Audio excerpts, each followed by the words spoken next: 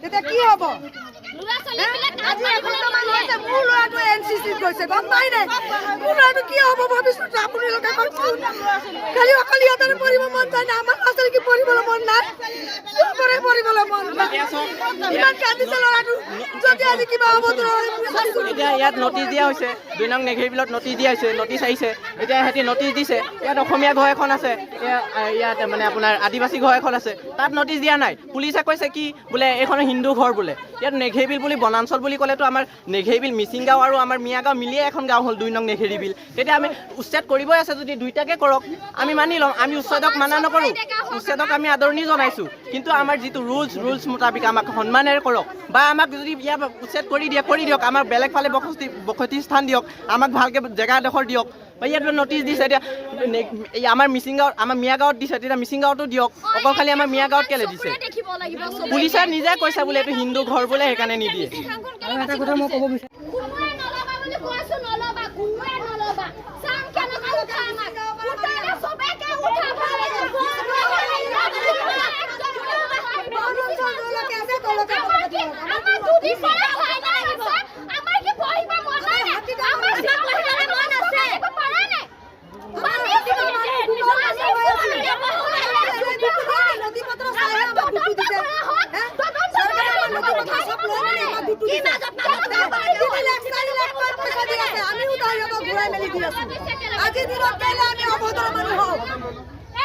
আমাৰ লিখা পঢ়া খৰচা গোটেইকেইটা চৰকাৰে এইটো চাব লাগিব।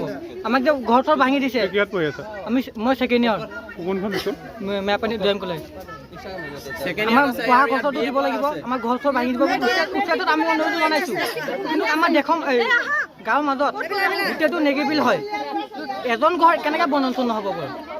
এটা ঘৰ কেনেকৈ নেগেৰিবিল নহ'ব বাৰু? আমি ওচৰৰে আদৰণি জনাইছোঁ, কিন্তু